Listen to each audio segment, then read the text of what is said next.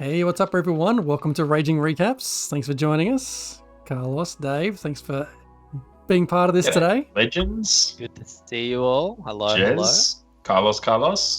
The real Carlos in the house. Will Yeah. the real Carlos please stand up? Plenty to Is that you? dissect from episode 6.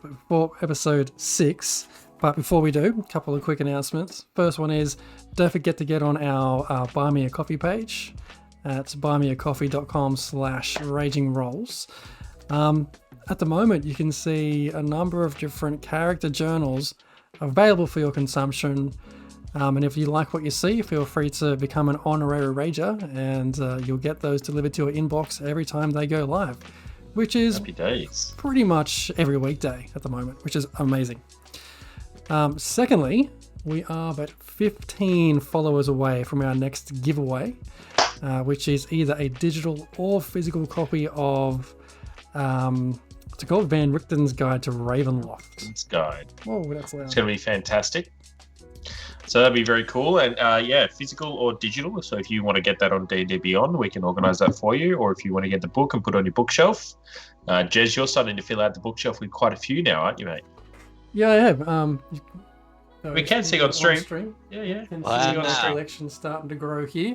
My next one I'm trying to track down is the alternative cover of Rama the Frost Maiden, but it's a little bit harder to come by now. It's a year or so old.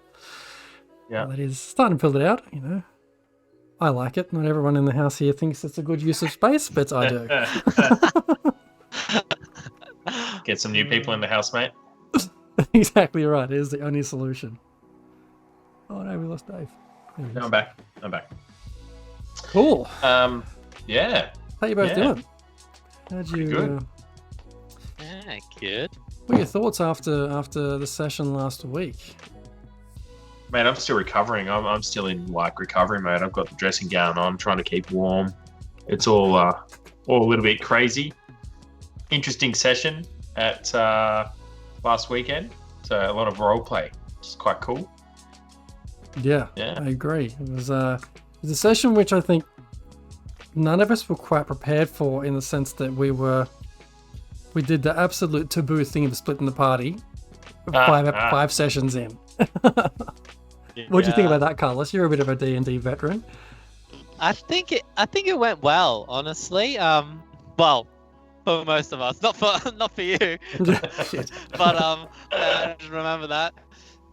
Yeah, there definitely were consequences for that. Hopefully you guys get out of it, but yeah. Overall, I think it was okay. I liked being able to interact and see different characters interact with each other that we haven't really seen before, so that was nice. Yeah. Yeah, that was cool. The fact that, you know, when we all split up into pairs, it did open up that aspect of a bit more character deep dive. Yeah.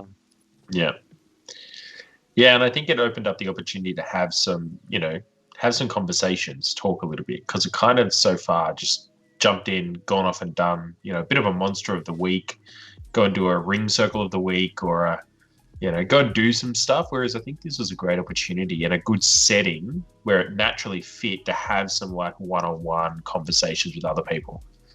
So Yeah. How did you find your interaction with Rafe there, Marcus? Carlos? Yeah. I think overall it went okay. I think we're on pretty good terms. I don't think during the night and our time spent together, I don't think we really, had many deep and meaningful conversations with each other. There was more so he just sat in his corner, licking himself, keeping himself clean. And then I sat in my corner, just talking to myself, talking with my sword, thinking about what's going to happen tomorrow. Yeah. But overall, I think we did grow a little bit closer together. I was a bit curious about, his character. And tell me, sorry to jump in, tell me about talking to your sword for anyone who's might find that an interesting comment. Yeah. So my sword, so that's Verasi, an otherworldly being. Not sure of her nature, really, outside of character and in character. Neither of us really know, who she really is. But generally, So Malchus has, yeah, Cool. pretty strong relationship with her. Would do anything for her. Die I for mean, her. if it's not too out of character, don't want to go meta here at all. But how did you come up to have a, out of worldly being as a sword that you carry around and just chat with? Is that something that's going to come out in the story, or is that something you can let us in on, or what's the go? Yeah, so that's part of my backstory. Yeah. So, basically, had a cult family. They tried to kill me. I made escape. Luckily, my sorcerer powers came online. Anyways, Awesome. as I was escaping on the verge of death in the wilderness, I came across this person, this lovely lady. Anyways, turned out to be Verasi, and I see her. So when I speak to the sword, like I'm speaking to the sword, but Malchus actually visualizes Verasi as a person, Okay. in front of him. Okay. Yeah. So he do sees you see both a sword and a person? that. Yeah. And she's like in the sword essentially, or the essence of the sword is. Without getting too deep into it. Yeah, I suppose so, but she obviously isn't like if I was speaking to her, I could see her just standing in front of me or Sure. over there or something like that, not Sure. right, on me. Yeah, If yeah. that makes sense. Do you have to be holding the sword, or if it's just near you, Yeah, no, just near. Okay, cool. Yeah. And Except- can anyone talk to your sword? Like, what happens if someone else has a conversation with it? I haven't even thought about that. Yeah, Yeah. I'm not sure. So out of character, we'll see what happens in the future. I have talked a little bit with the DM and seeing how she grows, but one thing I found really interesting was the power of that random ring we found on the side of the road. I'm not sure if you remember earlier. Yeah, the And that, magic bluntener or dampener. Yeah. And that Yeah. blocked all, we weren't able to communicate, blocked all magical abilities. So yeah, I'm really curious what will come of that. Yeah. She didn't like that, did she, if I remember correctly? No. A little bit of role play was that she got upset by that. Yeah. Yeah. Yeah. Very dangerous. No, You know- interesting. It got a bit threatening, don't do that again type stuff. Yeah. You just at least know that if your sword tries to pull any shit on you, it doesn't cooperate. You can just silence it straight away. Brilliant. Doesn't that just Yeah. turn it completely, right? I know. Got the power in my hands now. It's like put the silent treatment on you.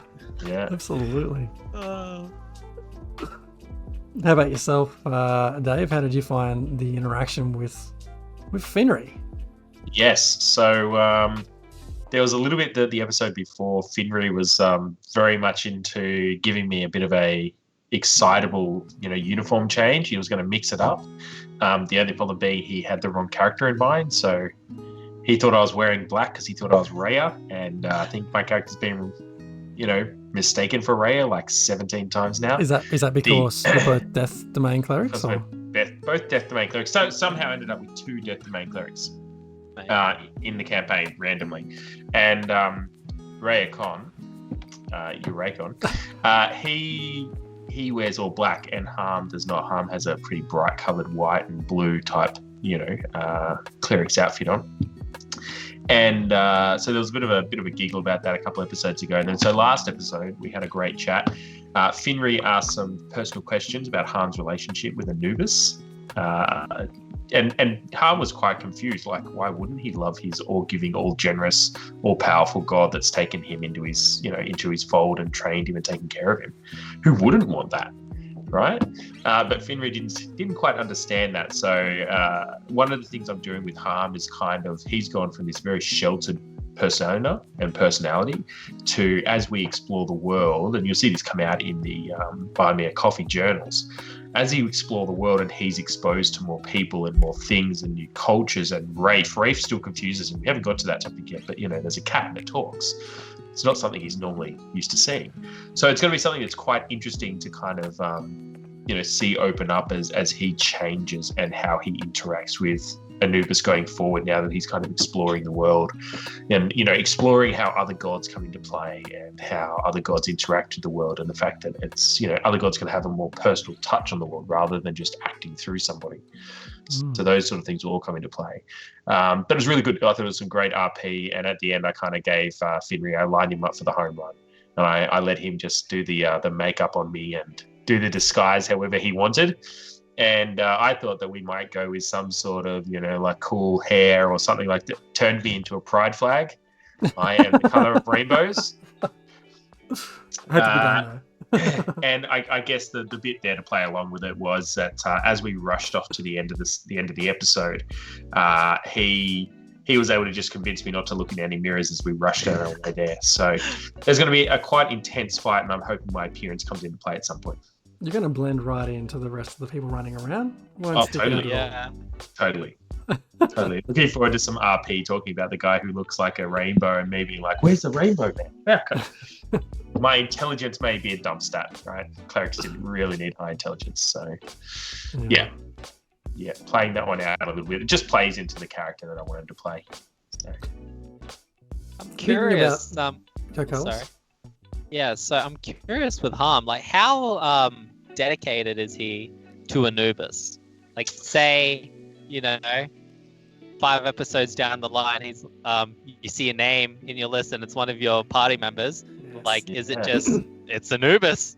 Goodbye, Well, Or, I mean, it's Anubis. Get your new character ready, really, I guess. Yeah. Okay, interesting. Yeah. You can certainly try. Can certainly try. That's one of the things, right? Like, so up until this point, he is, gone from being an obscure nobody who was ignored by everyone and not really liked to having a god take interest in him. So he's fairly dedicated. And one of the things for Harm is that his real name is not known to anyone.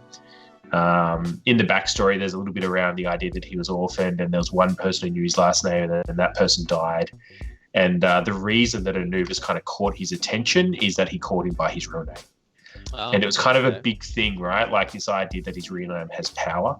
I remember reading in a book a couple of years ago with the idea of your real name being something that people can use against you. And, so it's one of those things that it's very limited people who will ever know that. And he's kind of concerned about that. And that's kind of a thing that Anubis has over him.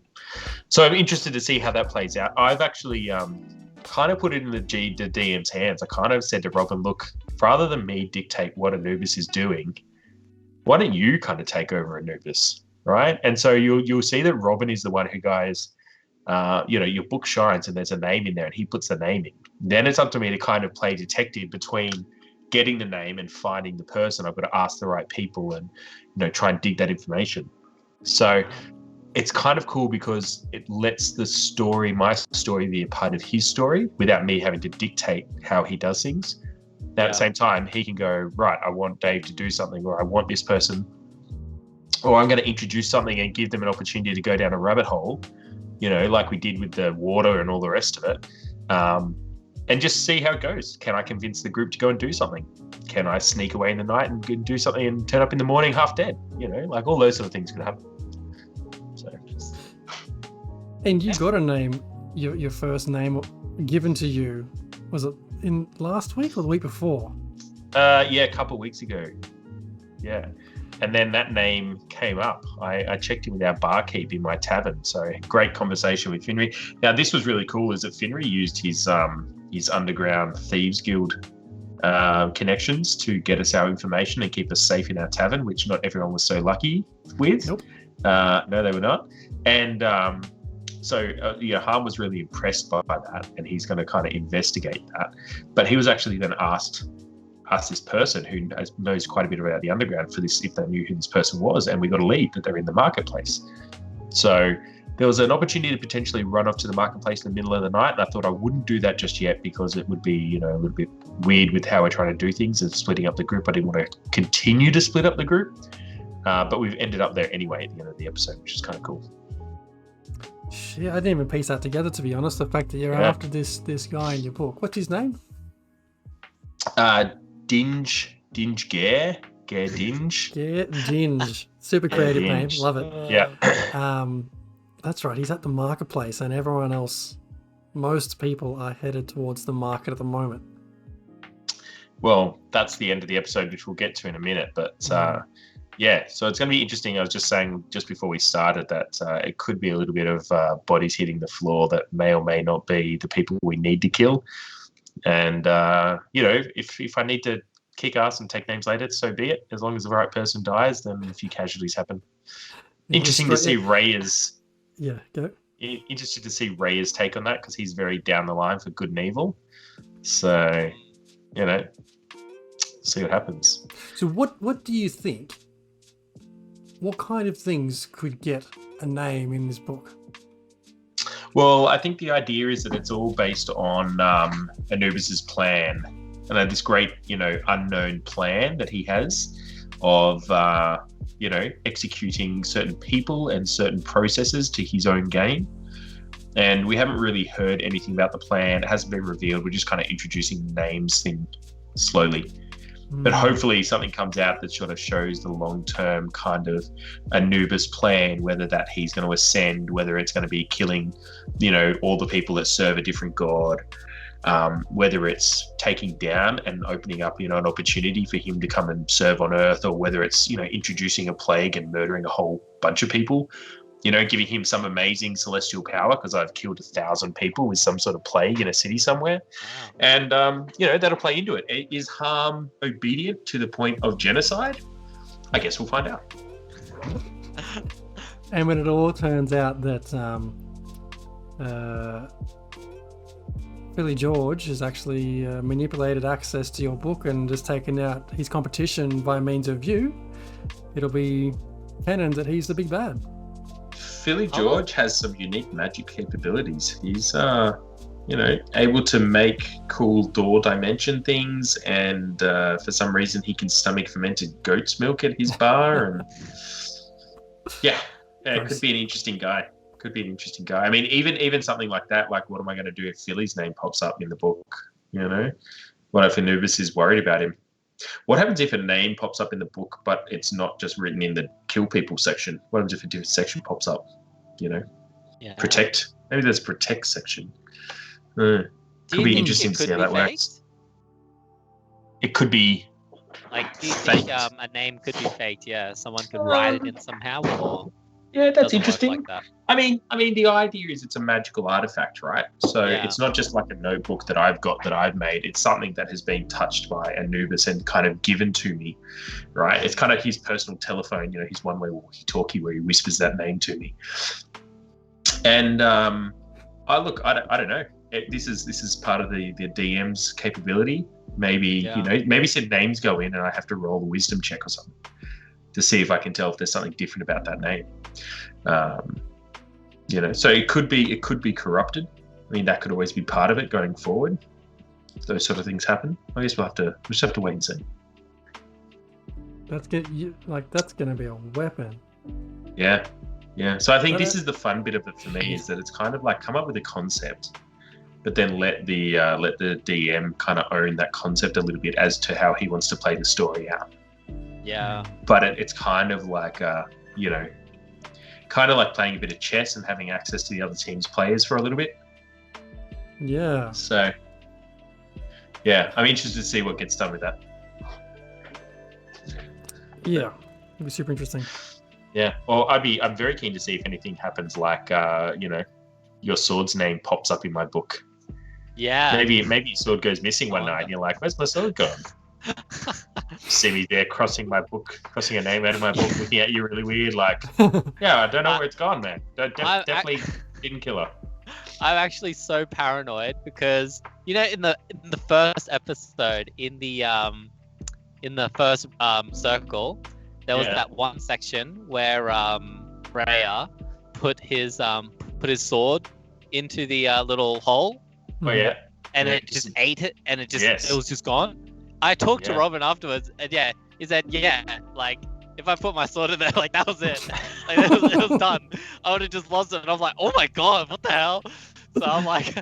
Next episode, you're like, wow, I picked up a spear, and it's talking to me. Yeah. Yeah. And Jez, how did you go, mate? Tell us about your experience of being in the tavern. It was eventful. The first thing that I noted down was that as we got in there, Asteria was still in cat form, so it was just me walking in with this stray cat, which is why the barkeeper wanted to hand out a saucer of milk. Now, from what I understand, was a pretty seedy tavern, so super nice barkeeper to hand out a saucer of milk to the cat. But so I reckon he had ulterior motives from the get-go. Oh, surely. Yeah, when Asteria finally went and changed back to human form temporarily, what was, I guess, a little concerning for me when thinking about the barkeeper and his interaction was that he was both willing to give up information but also seemed to want to deceive us at the same time. Was the information real information? Not well. Was it a red herring to make you feel like you could trust them? I don't know. It was more or less just a warning. It wasn't necessarily, hey, go over this point. There's a bunch of treasure waiting for you. It was like, don't go here, you will die. Which seems like an odd red herring. Or unless there's something tasty over there we need to go and find. Yeah, I mean, there could be treasure over there. So the warning was that there is a bunch of creatures called kobolds that have been enlarged by basically juicing themselves up on crystal juice. Yeah. They are especially Glass Barbie getting super decked. That's it. And there is a witch or a shaman among them that is from Avolo, which I didn't see before. He did warn us to keep away from the road to Marshwell Keep. Okay. So that was one definitely of have to go there. I think it was definitely okay. He's given us a location. Let's go there. Right. However, it is in opposite directions to where we're trying to head at the moment. Yeah. So it's another. Mind you, thinking the last time the DM said to us, you should definitely go somewhere or you should do something. When we didn't do it for 3 episodes until he was like, just go. Seriously, leave Waterdeep. Do not stay here. It is ruining the campaign. So maybe we should. Who knows? Because I think we haven't got a next step after this apart from trying to carry on towards. Well, we wanted to go to Ring 5, which was Flint's mum's house. Yeah. That's northeast. Yeah. So I think that's still the plan. There's still the plan to get there. Yeah. Yeah, there's a lot of balls in the air already. At the moment, there's so many different paths we can go down. Yeah. I still feel like the Dramesh one is going to be the next one to take since it's still top of mind for Flint and the rest of the party, whereas only Asteria and I know about the don't go to Marshall Keep thing. Yeah. Could be very interesting. Look, I still think there's a few things like the group doesn't have a particular leader or particular face of the group yet. I don't think we don't have a particular name for the group yet or an identity yet. And I think we're still, while we have got this idea of wanting to do things with the 7 rings, I think that we're still building that story.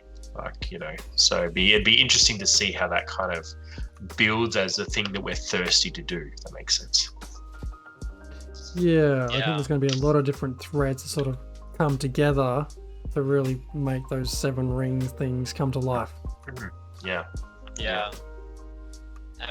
and there's just so much possible things that can happen on our trip up to Dramesh. Like on the map, we're literally just the tiniest bit. We're like in the middle of Nanda, and that, oh my god, there's still so much more we have to go. We're like not even a quarter of the way up there yet. Yeah. To where we need to get to. So. Well, I mean, maybe the next character that you guys have after this fight that we're about to have with the 75 animals, maybe one of them will have some sort of horses that they bring with them or something. Yeah, true. It'll just all be centaurs now.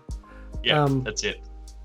Oh, what was I going to say? Oh, so getting to Dramesh, I see there as being 3 possible paths. One to the east through the mountains and the narrow pass. One to the northeast over the water. Otherwise go around... what's that town called? Krago? Krago. Avoid Krago. Yeah, because Krygar doesn't seem like the place we want to visit just yet. It's like a level 6 place, maybe. Who Yeah. knows? Yeah, I wonder, eh? But yeah, if even I'm able to follow along, it could be the case with the way things went down for Asteria and Hector that So Game what over. what is the way that things went down? Where did you end up with this Yeah. unsure of barkeep who you're not sure if he's good or bad Well, here's where it all fell apart. When the city guard came knocking at the tavern door looking for anyone who had seen us, and Asteria at that stage was a cat again, and it snuck outside, I think. But Yeah. Not Hector suspicious was at all. no, Hector was sitting right in the middle of the tavern with his hat on, and then completely fumbled trying to get his hat off and hide it. And it seemed okay at the time because the barkeep was like, "Nope, don't know what you're talking about," and the city guard went on their way.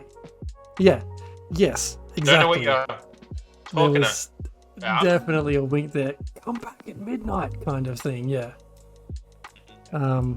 So we were completely played there, I think. And the second part of where I failed, or it all went wrong, was when I was talking to Hector was talking to Asteria, saying we should stay here tonight. It's going to be filthy. It's one room with a bunch of people in there, one little blanket to share, and and Hector pushed to stay there. And Asteria was like, "No, this is filthy. Let's get out of here." Rookie Should have moved mistake. on. So we stayed the night. We tried to stay the night. Halfway through the night, woken up to the door getting knocked on or busted open, lights turning on, torches coming on, and they found us straight away. Even though Asteria was still a cat, they were like, "That's her. She's a cat." In the cuffs, taken away to prison, Yeah. which is where we are right now. And then the interesting point here is I picture there was the prison cell, a bunch of guards running around, guarding, and then the explosion occurred somewhere from the city, and all bar one of them took off. But there's an opportunity in there for sure. I happen to feel like one-on-one Raya and a guard, there's going to be a dead guard. Yeah, Yeah. yeah. Because Raya Absolutely. Raya took off a couple of weeks ago into the bushland, following off on a person who'd run away from the original bandit fight, and he made his return this week. And the first thing he did was track you guys down. He did. Well, I don't think he's found us just yet, but I think he's on his way. Yeah. And completely outside of character, that's going to be great to have him come and save us. And then we'll have the party in 2 components Yeah. instead of 1. Yeah. Which would be helpful. However, I was thinking about it through the week. The artificer I'm playing, what tools has he got left on his person to try and pick a lock or make a corrosive mixture to try and melt a lock away? Yeah. I'm guessing nothing. I'm guessing nothing making a mixture. I doubt you'll have alchemy tools available to you in the cell. But picking a lock, if he's got some skills, he could, get the bone of a previous inhabitant out of the corner, or, maybe a stick insect gets petrified and turned into some sort of hard tool that he can use. Be The way- creative. The way I've been rolling so far, I reckon I'll pick up an old bone and end up stabbing myself in the eye with it. Look, it could be a great story, like an ongoing thing about how you, got into a prison fight and got stabbed in the eye with a chicken bone, and that's why your character's only got one eye. And I mean, no one else Exactly. has to really know for the next couple of years as we finish out the campaign that it was got into a fight with yourself and stabbed yourself in the eye with a chicken bone. Never let the truth get in the way of a good story, though, right? That's it. That's it. But we did learn a couple of other things, I think, through the conversations earlier in the night with Asteria and Hector and the barkeep, in that whether this is probably an out of character conversation, but I think it should play into the game well, Mhm. is that Asteria isn't aware how unique she is in this world. Yeah. She's a blue elf, Yeah. and it came out as like there are no blue elves in this world. Yep. So it's going to be really interesting to see how that fits into the rest of everything else. Because right now we have, a cat, sorry, a tabaxi, and a blue elf, and I feel like there's someone else who's a bit left of field. I can't remember who. Just standing out. Yep. We'll see. We're gonna have targets in our back straight away. Yeah. Great line from Inflatable in the chat. Thanks, Inflatable. He's pulling the Watchman. The great line. You're not locked in here. I'm not locked in here with you. You're locked in here with me. Love it. Watch the gnome's little legs and arms swing. Awesome. Yes. So, taverns were good fun. Tavern was good fun. I think it was a great mechanism that allowed us to have that RP. And the episode, I don't think anyone rolled an attack at all. We rolled initiative on the next piece that we're about to talk about, but I think it was just like a pure RP session, which is one of the things I'm really excited about. Because when I got interested in D&D and wanted to get into it and started playing, and we met up the first time and all that sort of stuff, it wasn't purely about just rolling to hit. It was telling the story and being able to have a little bit of that bouncing off each other with what we're doing and what we're seeing and what the DM was bringing to the game, and that sort of stuff is really interesting. So it was very cool to kind of have a session like that where we could have some one-on-one chats and a few people got a chance at doing it. It wasn't just like one person doing it, everyone else sitting around. I feel like this session last week's going to really open that up a bit more. Now that we've delved into few different people's characters a bit. And that should, I think, become more prevalent the more we start to understand how each other operate as players in these new characters and how the characters operate. Yeah, that's the best part of D&D as well, the role play. It's not just a combat game where you're just rolling dice and I don't know, killing a beholder last campaign was pretty cool, just saying. No, but you're right. I mean, it's definitely a big part of it, right? Otherwise you could just literally just have what we used to do, which is 1 week we'd be doing campaign, the next week we'd be doing like a one-shot battle arena type thing. And I mean, each of them had their benefits, but I think in the long-term campaign, having that RP piece and letting the characters grow a little bit is what it's kind of really about. I think there's still heaps of opportunity in that kind of activity within combat, though, because you look. It's so easy to say, I swing my longsword. Does it hit? Yes. Okay. I hit. Roll for damage. That's it. Done. Move. Next turn. But adding the flair into it and the language and the visualization, lets others pick up on it. So even in combat, I think it works. Yeah. I loved that Hector made me a little tooth filled with my golden water that makes my eyes go golden if I pray on it. And I thought that was really cool. So 2 episodes ago when we fleed the combat, the first thing I did was crack my tooth and drink the water and have my eyes go golden and try and use that as an augmentation of my intimidation roll, which I sadly failed. But I thought it was a cool bit of RP. I liked that there's multiple characters played to it. I think Harm just might have to put an order in for a few more, because now you've got a gap where your tooth is, a hole in your tooth. And you need some more wax teeth to fill it with. That's it. Yeah, I think so. I think it can definitely help you. It's like when you're playing Skyrim and you want to get your crafting up, so you craft like 1,000 iron daggers, right? You get your crafting up by crafting 1,000 wax teeth. Yeah, absolutely. I had to help, brother. That was that our first improvised item? I think so. Oh, yeah. We talked about using the ring to make some sort of handheld cannon, but I don't think we actually took a turn at making that yet. No, what I'm thinking of doing with that ring. No, with that ring? Yeah, it was like bindings of some kind, like anti-magic handcuffs. That'd be cool. Yeah. Yeah, I've been taking notes and doing. Look, while the kids are doing swimming, I'm now like, I don't know if you can see it. Sketching different ideas I have. Oh my god! Awesome. That is Love amazing. Love it.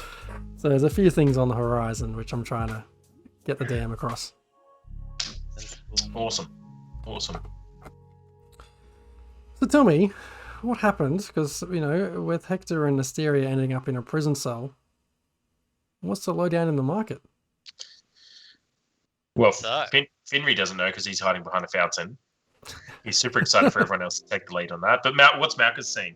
What is Malchus saying? Yeah, so me and Rafe were back at the tavern, and we heard that huge explosion. So we didn't get to see it initially. the initial events. Anyways, we came running across very carefully and eventually made it there and saw the eruption of these new crystals and I guess an outpouring of these strange beasts. Now, I think they're called baobabs. I'm not sure what they are actually. I've never seen them before. Yeah, and there was one special one that I forget the name of. His name's Gerdinch, and we should all kill him. Yeah, that's what I was thinking. If he flies, oh god, I'm gonna be focusing him down. Yeah, too funny. Yeah, it's really interesting because I have no idea how these things are here, what their relation is with anything else, like where they're from, what's their purpose, you know? Oh, it's really... thanks, Leisure. Thanks for the sub. Whoa, we got a sub. Nice. 10 months. Love it. Absolutely nailing it, Leisure. How good is that? Smashing that streak. Legion. Yeah, look, it's really interesting to see how the crystals are going to play into this. You know, is there going to be a common place that they keep opening doors to, or is this part of the overseer's plans? If you're following on the Buy Me a Coffee, you might have seen this overseer, overwatcher. What's his name? The Jez? Overseer. It is the overseer. Yeah. He seems to know what's going on a little bit. There's some sort of, dark, unnamed overlord. I don't know if he's an overlord or just watching what's going on. Just an observer. Don't know. Just we don't know. I mean, that's an out of character. Nobody knows about that, right? So no, not at all. Yeah, just that these crystal occurrences keep occurring, and with them, all these creatures pop up. What's on the other side of this thing? If they're bamfing through this crystal gateway, which is how I see it, what's on the other side? Where are they bamfing from? Can we bamf through the crystal gateway? Would you want to? I don't know. Where does it take us? Yeah. Oh, gosh. Yeah. I think these are all things that we should explore. That's the exciting thing about the world we're in as well, because there's just everything is pretty much unknown, everything is new, and we're kind of learning it along with the other people in the world. You know what I mean? Like, yeah, it's very cool. Yes, and I love it when we get to a point when Dam's like, oh shit, I haven't prepared like that path yet. Let's create it now, and now it's a thing, and now it's canon. Yeah, that's awesome. It was cool as well. We were chatting during the week about some of the new content that's coming out. So, a new book heavily inspired by the Fae realms, and it was cool. The DM kind of let slip a little that might be a bit of an influence coming through in the next few months worth of content. Could be inspired by new books that have been released. So that's going to be really cool to kind of see those things play out. I like the idea that we're not kind of stuck or set in any one location or one particular item, one particular setting, because we are in a full homebrew that, if the DM of Doom has been putting together for a long time, he's still got the capability to really pivot quite easily on that. So, yeah. There's so many options there, right? Because we've already heard a hook of the fairy realm. Yeah. The Feywild is going to be in there as well as another thing. It's like, oh my god, this campaign could be going for a very long time. Yeah. Yeah.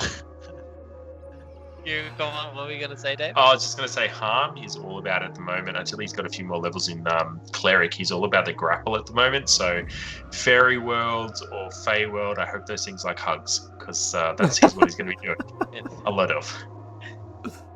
Yeah. I was on what you were saying, Jeremy, about how long this campaign might last. I was thinking about it. I was like, well, I think there's been less time in game than there has been out of game. So we've had like 6 sessions of, like a month and a half now. I'm not even sure if that much time has passed in game. So I think things are going, No. Yeah, it's been about 3 days. Up to one different town. Yeah. So. Yeah. We'll It's see. going to take a long time.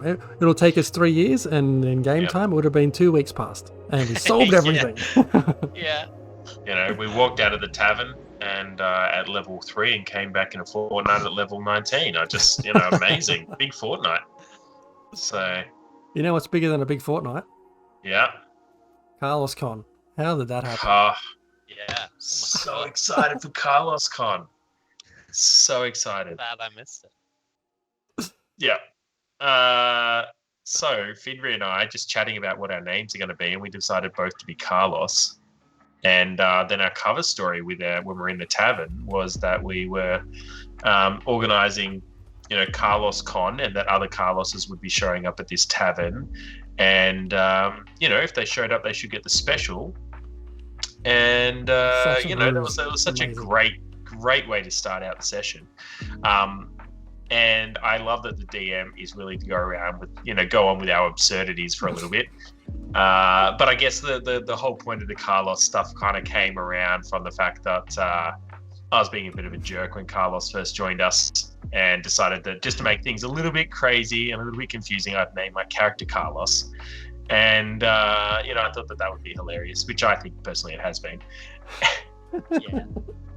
And so I made Harm's original character name as Carlos and had it in his backstory that was kind of his first fake name that everyone knew him by. Ooh.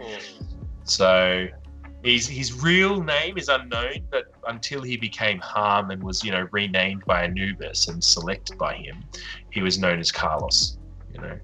So might play into the Carlos Con later on down the track if somebody actually recognizes him as Carlos, or if we actually plan Carlos Con, that'd be kind of cool.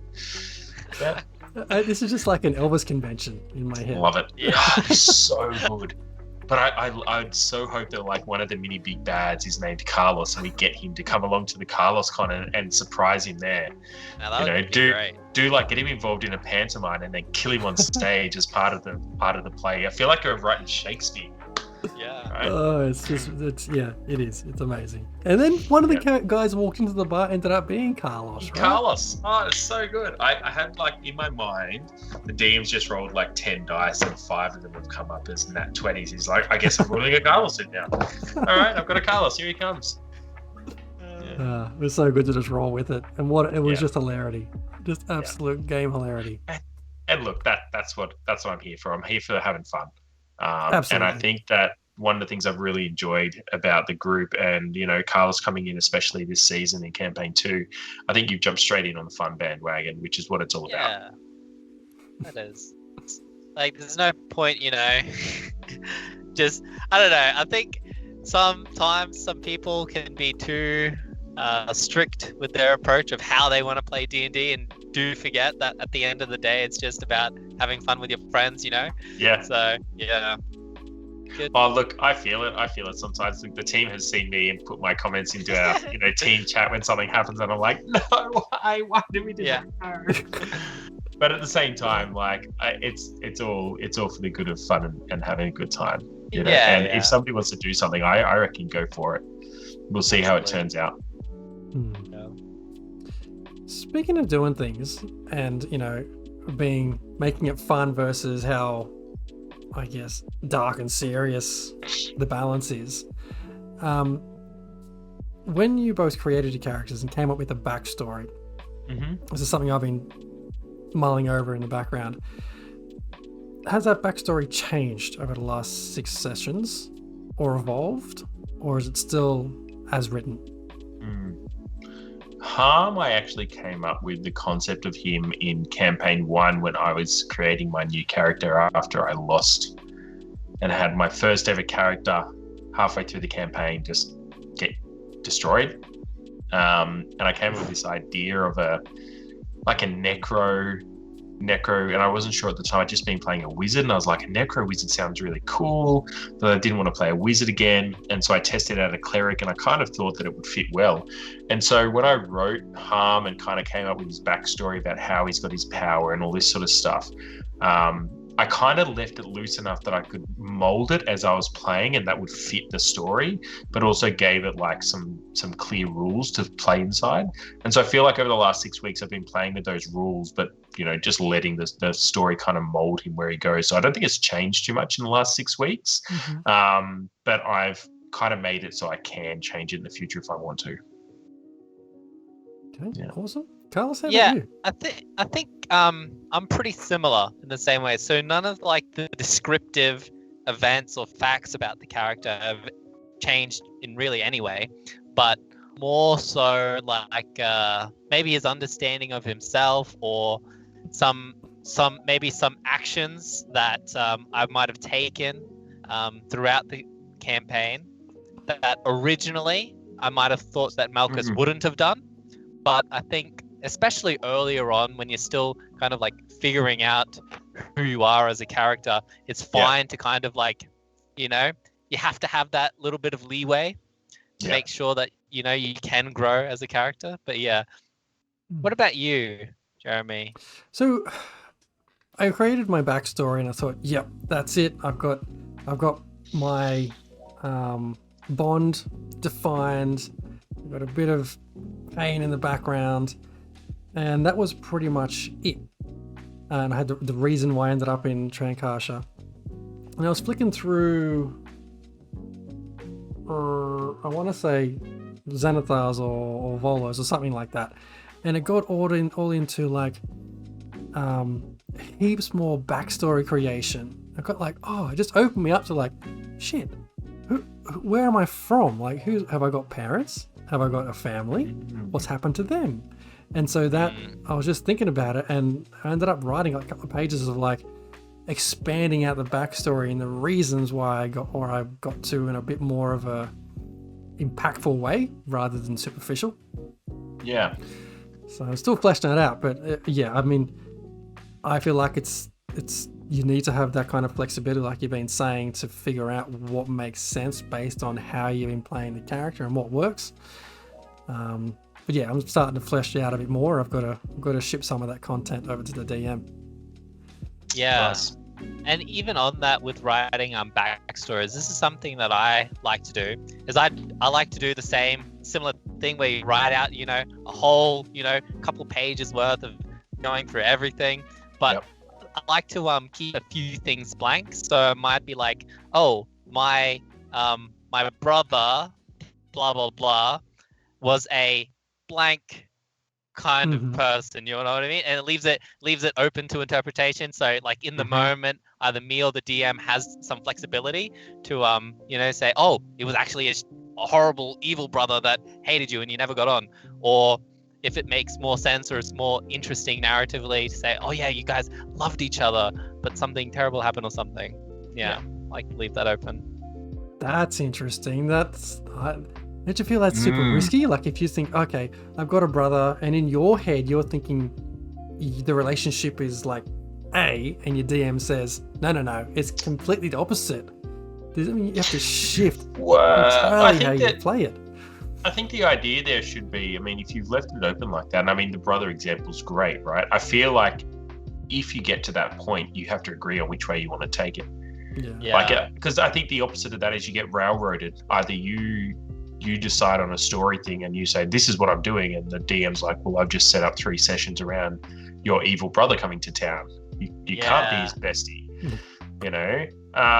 or the other way where you say, hey, I'd love to do something, and the DM's like, nope, too bad, suck eggs, you have to do my story version of your character, and neither of those are fun. But this gives you the opportunity, I think, of what you said there, which is, hey, if we get to a point where we need an evil character who's related, hey, how cool would it be if my story just fits into that really nicely?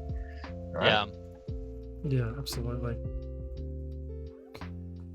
What else? So what's going to happen in episode 7, do we think, apart from Pew, roll pew, pew, initiative? pew, pew, pew, pew, pew. We're leveling up. Yeah.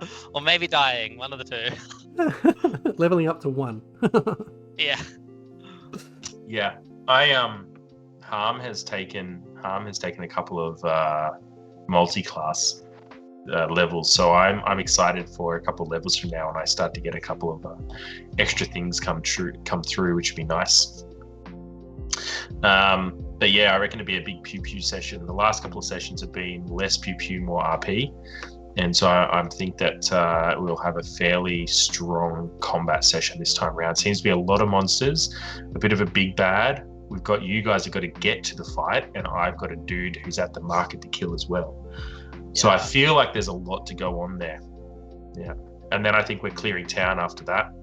Oh, really? Yeah, well, Finry, we were on the run from the local guards. And Finry's written a letter that's going to be delivered to them that's essentially like shaking his ass at them saying, suck eggs, we got away. So I hope we clear town by the time that's delivered. Yeah. I wonder. I still really want to get back to, well, Malchus still really wants to get back to the house and see what was there. The house? Are you going to go and further investigate Mr. Anger's mansion? The hidden item. Yeah. Yeah. That has to be good, right? You know it's full of traps and so. bad guys. Yeah, well, that's how we level up. You want to go into the mansion with the whole of the city guard on our tail? Or are we going to, going to now beat these creatures down from the crystals and then be the town heroes? Maybe. Yeah, there's a few different options. Or maybe in the midst of the fight, somehow, oh no, the guards just magically just got hit by these, what they call eldritch blasts from the back. They didn't see it. Yeah. So half their guards gone. So. So that would be hilarious. Or everyone else managed to get in a long rest, right? Oh, yeah, I think so. For you, right? Except for me and Asteria. Damn. You guys would have got a short rest though. You would have got back like some hit points and things. Surely. I think I actually hit the long rest button before the DM said, "Oh, they've knocked on your door and interrupted you to sleep." So I'm gonna have to spend some hit dice to get that sorted out. But I don't know how to rectify it. Well, I mean, you wouldn't have had too many spells because the previous session was the all the way back. You wouldn't have lost too much because it was a while ago that we had the hanging out. Yeah, the session before that we were just on the run after having a boozy night. Yeah. So, well, I mean, we had a pretty quiet night of stereo though. I was going to say, because Carlos and I talked about it last week, but what was Harm doing while everyone was on the piss? Praying. And then getting on the piss. Yeah, Harm takes his dedication to Anubis very seriously. And then, you don't get to be the god of murder by being kind to everybody. So, his followers like to get out there and, get on it. They're very serious drinkers and good timers. So Harm, he did what he's meant to do, and he spent his time waiting and talking and, in devotion. And then he got out and got hammered. And, if a couple of town folk got in his way and got hammered as well, literally by his hammer, well, then that happens. But, Meh. Meh. I was actually really curious for Hector. Like, what was going through his head with going to the to jail? Because for Malchus, going to jail is that's just never going to happen for him. Like, there's no possible world in which he's giving up his sword, he's giving up his belongings and getting stripped and getting taken to a prison for who knows how long. Really conflicted because Hector likes to play things down the line, and so after getting all excited and stealing stuff, he knew it was wrong. So in the end, he's like, "Okay, you got me, fair enough." On the other hand, he would have liked to have sneaked past them, but there was like a whole bunch of dudes, and Hector is 3 foot. No, on a suicide, right? So he wasn't going to try and take them on. I mean, I feel like maybe you need the potion of invisibility or something like that. That you just, once you brew it up and you get lucky to get something like that, just keep it in the back pocket. I have been. Yeah. I haven't got one of those brewed up yet, but once a day I can brew up an experimental elixir. I think one of them is invisibility. What weapons have you had so far? Have you had one of flight? Was there one of flight that you had so far? Or when I thought we were gonna have a long rest, I whipped up a potion of flight, and then DM said, "No, you didn't get a long rest," so I deleted it out of my inventory. But I got my boots of levitation. That's pretty cool. That is pretty cool. But reading into that item in more detail, you can't just Superman away. right? You've got to Yeah. like swim along the walls and stuff like that. Oh, Otherwise, well, you're you gone. know, you could get pushed. You Yeah. get pushed or thrown. Yeah. Right? I don't know I mean, what the somebody- range on boots levitation are, but no, it's only 20 feet high. That's but all you right. can, I actually can get thrown and then land 20 feet in the air. Dude, if we've got a like horrendous, canyon to get past, give you like a bit of rope, right? Throw you to the other side of the canyon. You can secure it against the wall, and we've got an easy bridge over. Done. Too easy. Let's Yeah. look for a canyon just to try that shit out. Yeah, done. Make a Yeah, bridge. we'd like to find a canyon this week. Wow, I Yeah, feel like no. there's so much cool stuff that Hector will be able to get up to.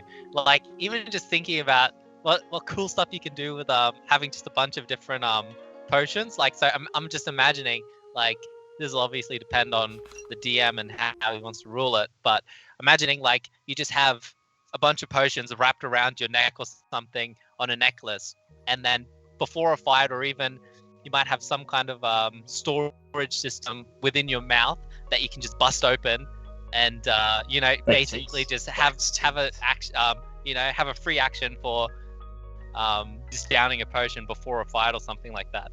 Like There's man, that'd gonna be be- so cool. Loads of potions and loads of tinkering. I'm happy to try and rattle off some of the things I've got in my mind. Yeah. Let's Um, hear a couple. Yeah. I'm picturing, like the Iron Man glove that shoots stuff, like an Eldritch Blast Yeah. or Magic Missile glove. Love it. A crossbow bracer, just so it's always yeah. ready. Assassin's Creed style, Assassin's Creed like, style. Yeah. Want to put a Yeah. silencer on Flint's super gun, super gun. Yeah. like a Standard. Hollywood silencer, so pew, pew, pew, Yeah, or like a yeah. real silencer. It's still a big kabang, but just like a Bang. little bit. No, magical silencer. Nothing. Magical Yes. silencer. Standard poisoned arrows and bolts. Fog of fear that produces nightmares in a bottle. So if I know something's worst fear, I can make them see it. That would be pretty cool. A potion that produces visions of the future. Like drop it once in someone's Yeah. eye. Interesting. A firestorm in a bottle. And then I had down here anti-magic rope, which is the handcuff type thing. And there's a Yeah. bunch of other stuff I've sent the DM a list of as well. Love it.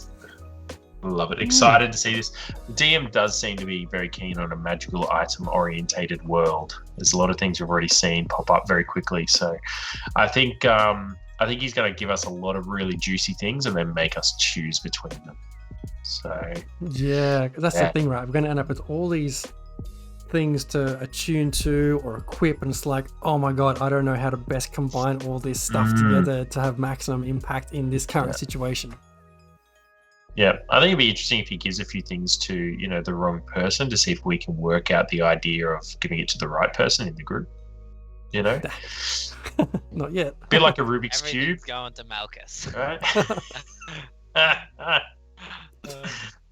Yeah, No, we'll see. We'll see. Once yeah, we start, could once just our be some characters start to interesting understand the strengths and weaknesses of others, Yeah. we'll see some of that come to light. Cool. But yeah, all right. So session 7, I believe, this Thursday, which is Good. when's that? Tomorrow. Tomorrow. Yeah. 23 Wow. hours Exciting till kick times. off. Yeah. Keen Episode days. 7. Tune in because we're straight into combat. Yep. We're going to wrap up there. Viewers, thanks for hanging out. Thanks for hanging out. Good to see Kat, some people Leisure, in the chat. Stormy, Super Dan, thanks for joining us. What else? Don't forget, we're trying to get to our next giveaway at 250 followers. Fitty. We're only a few away, so tell your friends, tell your followers. Yeah. Come and follow our stream and be in it to win a digital or physical copy of Van Richten's Guide to Ravenloft. Really up your horror games. You can, Dave was talking just a moment ago about how much the DM is trying to make magic items a thing in this world. You can create a magic item that appears in our world, right? God, I'd love to see if, Leisure or maybe Stormy got an idea for a magical item, right? I'd love to see that appear in the game. And if you want to be a part of that, then go and head over to the Buy Me a Coffee and, get online there, link in the chat, and I'd love to see what the creativity of the chat can come up with to give us a hand or maybe deal us a brutal blow. Yeah. Cool. Or I'm make us waiting for my choose. +5 +5 amulet that gives me +5 damage and to hit for every ability. Yes, For please. every ability. Yeah. Mate, if you want to donate $10,000, I'm sure the DM will make that for you. Oh But yeah, yeah, you can- and on the Okay, Buy Me a Carlos? Coffee, Malchus is going to write his. So, oh my god, it's going to be fantastic, amazing. So definitely, if you want to Ooh. read that over the last 6 sessions, that is coming soon. So definitely get on that. Looking forward to it. Awesome. All right, Rages. Yeah, we'll leave it there. Thanks for joining us, and we'll see you all tomorrow. See you See you tomorrow. then. Bye. Bye. Bye.